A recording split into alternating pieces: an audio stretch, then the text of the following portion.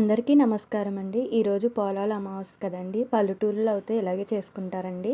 మనము తోటలున్న వాళ్ళైతే ఇగోండి కంద మొక్కలు తోటల్లో చాలా వస్తాయండి. లేని వాళ్ళైతే ఉన్న చోటుకెళ్ళి తెచ్చుకుంటారండి.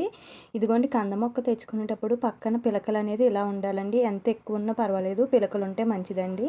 లేని వాళ్ళైనా పర్వాలేదు గానీ, ఇలా పిల్లలతోటి ఉన్నదైతే మంచిదంటారండి. దీనికైతే 6 పిలకలొచ్చినాయండి. ఇదిగోండి మొత్తం అన్నిట్లికి కూడా పసుపు రాసి బొట్టు పెట్టి ప్రతి కొమ్మకి కూడా ప్రతి మొక్కకి కూడా పసుపు రాసి బొట్టు పెట్టాలండి.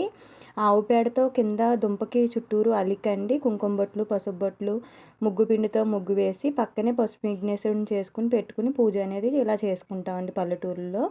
ఆవు పాలతో కూడా ఇలా అలుకుతారండి దాన్ని. నెక్స్ట్ ఇదిగోండి పులిహార నేను అత్తేసర వండానండి. అదేవిధంగా చనివిడి చేశాను. పోలాల అమ్మవారికి ఎక్కువగా పులిహార, అత్తేసర, చనివిడి, వడపప్పు, గారెలు అలా ఇష్టమండి.